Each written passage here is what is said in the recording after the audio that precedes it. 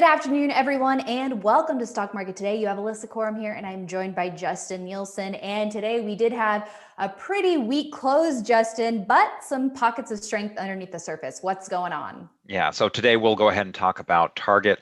It had earnings. We'll also talk about a possible breakout that didn't quite end that way for Lithia Motors, and also a setup in CrowdStrike, something that we were talking about on IBD Live today. That's right. But first, a look at the NASDAQ. You can see the loss here, but it finished down about 0.8%. Some extra selling coming in to the end of the session. The Dow, meanwhile, closed down about 1.2%. Same for the S&P 500. So what do you make of today's action, Justin? A little bit of a pickup in selling, it seems like.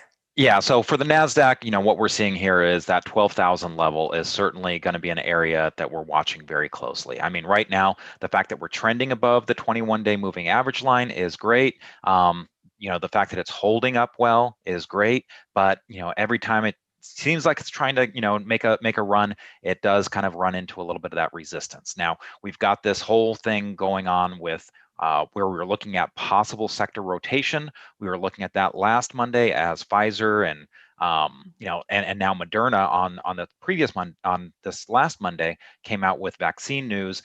That was kind of making the S&P 500, the Dow Jones Industrial Average, kind of start showing potential leadership as real economy stocks were picking up the pace. But as New York started kind of shutting down schools because of a rise in COVID cases, I think some of that optimism for the coronavirus vaccines is being offset by some of the realities of a lot of cases happening right now, and those vaccines are going to be a while in terms of the distribution.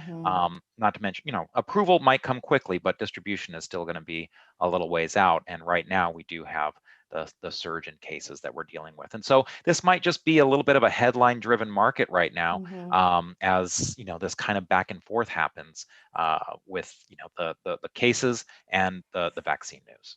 Right. There is a bit of a push-pull out there right now with that news flow tied to the coronavirus. So we're going to keep tabs on that and also take a look at stocks moving underneath the surface.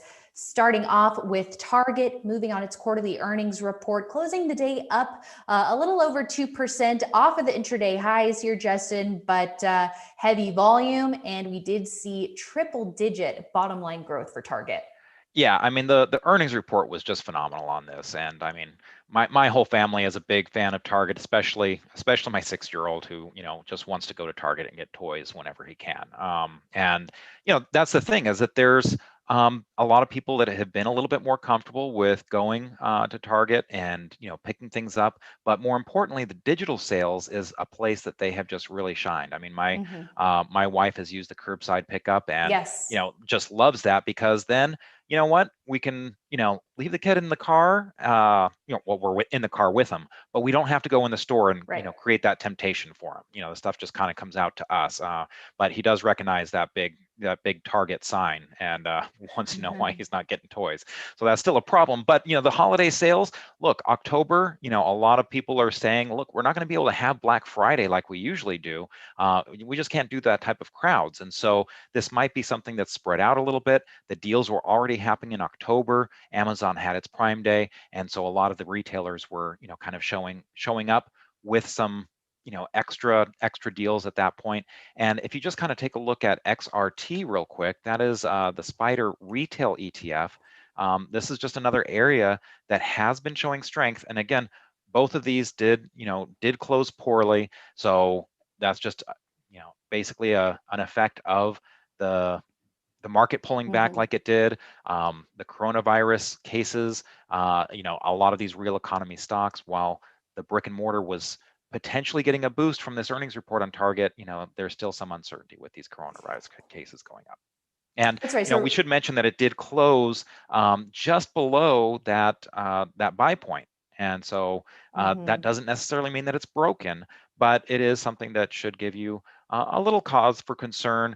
You're going to want to watch it. It doesn't mean it's failed at this point, but it could easily just, kind of back and fill a little bit here, and then maybe give it another go.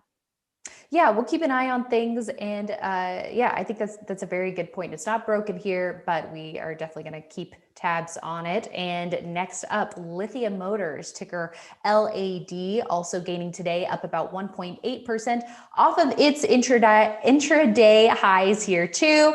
But it did clear, some alternate resistance levels today.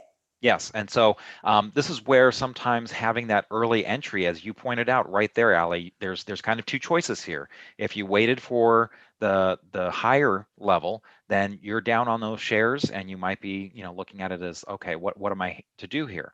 But if you bought it at that earlier entry, then you're still up. But there should, again, this is something you're going to have to watch because it did close weak, as the market did, and so this strength that's kind of bubbling up underneath. There's a lot of setups there. There's a lot of things that, we've been talking for a while on IBD Live, how the ideal situation would be for there to be a little bit of a pause so that these setups can occur. And that's really what's been happening. We've been seeing a lot of these kind of occur, a lot of breakouts happening from bases. Some of them are maybe shorter than usual. So that's one thing that's a little bit unusual, but they're still setting up, breaking out. Now it's a matter of, after the news today, can it come back? And that's what we're going to be watching with Target as well.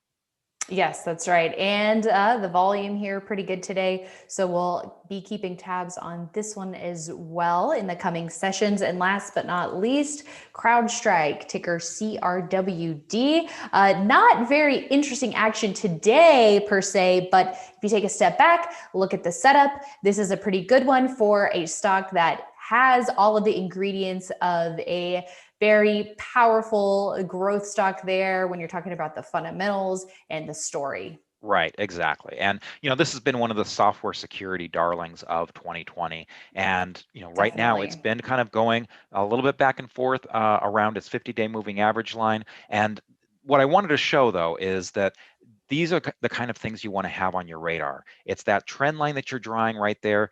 If it breaks above that, then that's kind of your signal that this is something where you can potentially get an early entry instead of waiting for that all-time high at 153.90. So those early entries can really help, and that's what we've been seeing a lot of these stocks breaking above those downtrends, and this is just another one that's setting up. So again, you don't want to necessarily be trying to get cute and get in early here before it breaks that downtrend, but once you see that evidence of strength, that's usually a pretty good sign to start, and the fact that it's getting back above its 50-day moving average line is also a positive.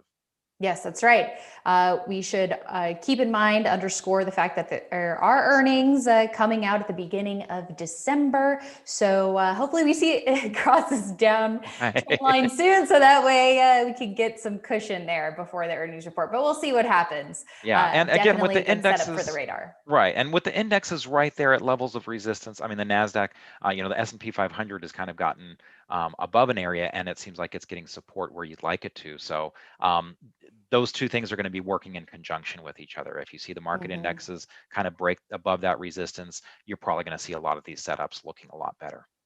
All right. And for more in-depth discussions on setups and market conditions and portfolio management strategies, all of the different chart patterns that we look at, make sure you tune into investors.com/IBD Live, our daily morning live stream where our experts are sharing their screens. And hey, who knows, you may even get a sneak peek or a quick notice as to what we're adding on Leaderboard or Swing Trader sometimes, which is always fun.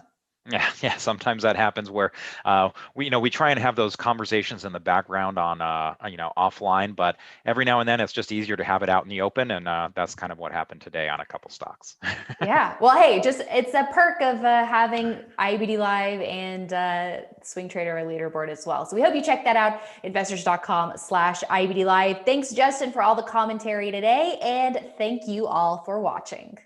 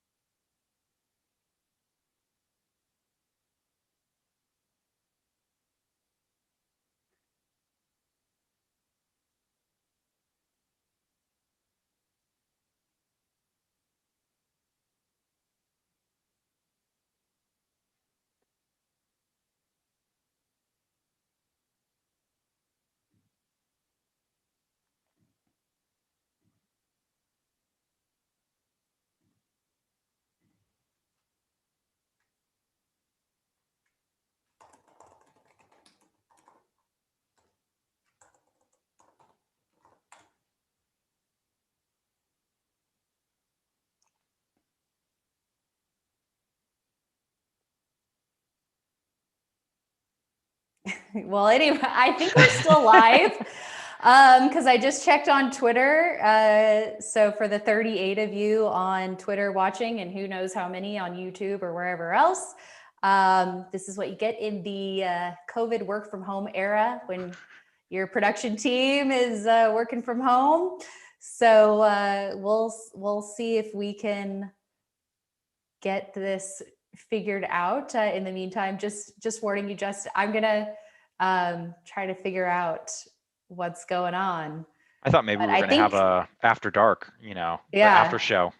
exactly. Well, hey, you know what? Maybe we can both leave, and then we'll see if that at least helps part of the issue. Okay. All right. Bye, everyone. Thanks for watching. Bye-bye.